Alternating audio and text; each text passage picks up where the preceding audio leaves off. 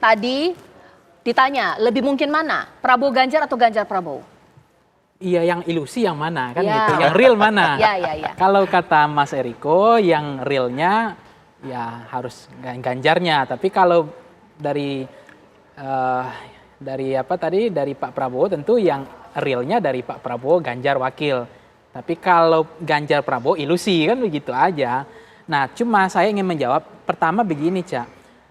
Yang paling happy sebetulnya Cak siapa gitu? Jawaban saya adalah justru Pak Jokowi sebetulnya. Karena memang Pak Jokowi pernah berstatement kalau memang bisa disatukan itu jauh lebih baik, akan lebih baik. Nah, pertemuan di sawah membajak itu Pak Jokowi hadir di situ dan kemudian Mas Ganjar dengan Pak Prabowo disuruh bertanding di sawah itu. Nah, siapa capresnya? Ya yang menang di sawah itu gitu. Kan sawahnya itu lapangan untuk tandingnya. Nah, Pak Jokowi ada di situ kan di sawah itu kan. Nah, yang ketiga, Cak, kalau kita cermati sebetulnya 3 poros itu ada kemungkinan Anies Baswedan menang. Kan itu yang dicemaskan. Oke. Ada kemungkinan Anies Baswedan menang. Tapi ada juga level confident dari Pak Prabowo atau dari PDIP. Kalau Prabowo Ganjar bersatu, ada kemungkinan menang 1 putaran. Arti lebih mudah. Anies tidak Prabowo Ganjar tidak mendapatkan lawan tanding yang sebanding. Seolah-olah begitu pesannya. Ini artinya hanya akan ada 1 putaran. Meskipun meskipun kalau soal pemilu mau 1 putaran atau 2 putaran, 3 calon jangan lupa loh Bang, kita 2009 juga pernah 1 putaran. Artinya kalau besok hanya misalnya memang 3 pun masih memungkinkan. Gitu. Baik, langsung saja ke Gus Jazilul. Kalaulah Prabowo Ganjar bersatu, Amin bukan lawan setara untuk Prabowo Ganjar. Gus, dijawab. Ya, begini, memang kita seandainya terjadi 2 poros, kami juga sudah menyiapkan strategi perangkatnya. Yang jelas bahwa terbukti akhirnya poros terjadi, poros perubahan dan poros status quo, poros perubahan dan poros non perubahan, poros rakyat dan poros kekuasaan, kira-kira begitu. Itu akan lebih memudahkan kami untuk bicara ke publik, sungguhnya. Menarik.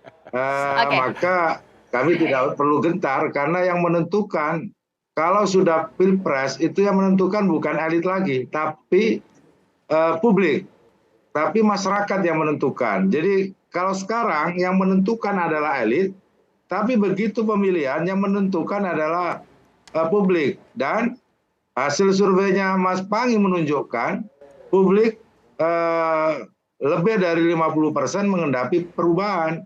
Baik. Saya pikir itu akan memudahkan kita nanti untuk menang dalam 1 putaran. Baik.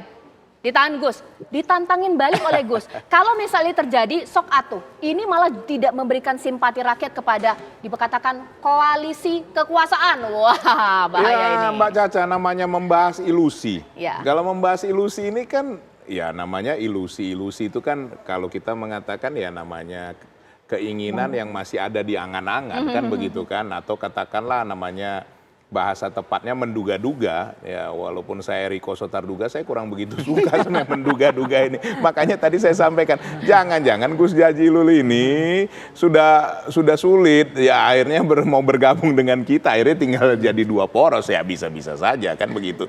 Tapi menarik ini, menariknya begini. Solid. Kenapa mundur sampai tanggal 19 sampai 26? Ya. Tadi saya sudah sampaikan, saya sudah tanya dengan Mas Arief, saya sudah tanya dengan Pak Junimat, di kami 9 sampai 15 tidak ada masalah kan begitu. Nah ini berarti ada hal-hal yang menarik dan berkembang di kemudian hari ini. Tetapi saya harus jujur juga sampaikan, kadang-kadang kita lupa bahwa yang memilih ini kan nanti rakyat. Ya kalau nggak tahu nih kalau hasil survei Bung Panggi, setahu saya mayoritas survei menjagokan ya di pasangan kami berdua, di poros kami berdua. Ya kalau Bung Panggi lain surveinya ya saya nggak tahu ya.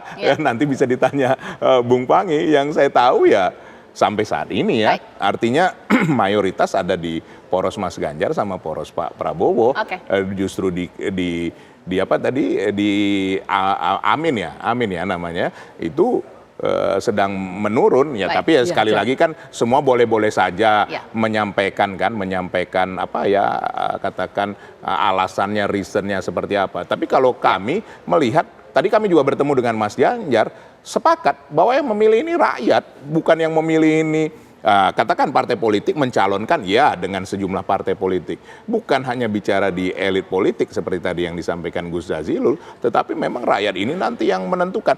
Nanti kalau sudah fix, Mbak Caca, baru nanti rakyatnya akan menentukan pilihannya seperti itu. Oke, Mas Pangi singkat. Ya, kalau misalnya tadi yang penting itu bagi saya kalau mau 2-3 yang penting ada perubahan, ada keberlanjutan. Kalau misalnya ada besok, misalnya dikhawatirkan kalau hanya akan ada 2 poros, ada kemungkinan yang akan teralienasi misalnya Amin, koalisi Amin. Itu menurut saya nggak fair. Harus dikalahkan Amin ini di ruang tanding, bukan di teralienasi sebelum didaftarkan 19 Oktober. Amin harus ada berarti. Iya harus gitu ada, ya? karena begini, hasil survei kita 26%, itu kan angka 26% itu jutaannya banyak itu, Cak. Ya. Itu menginginkan memilih Anies.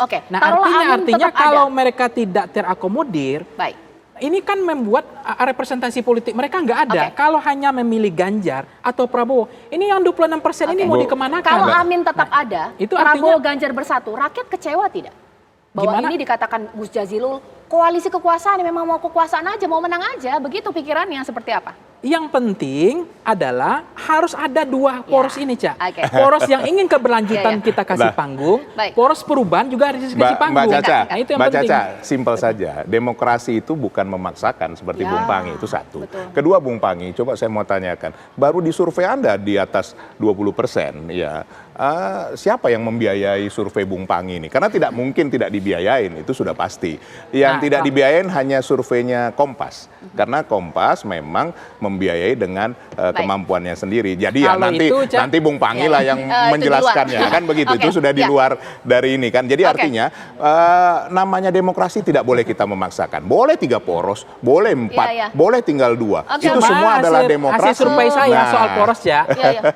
Oke, baik-baik. Itu menarik. Siapa yang biayai Bung Pangi? Sedikit aja. Pak Jazilul kayaknya mau ngomong ini. Boleh singkat saja, Gus. Singkat saja, Gus. Saya ingin bahwa perubahan jadwal kami dari poros perubahan menginginkan tanggal 10.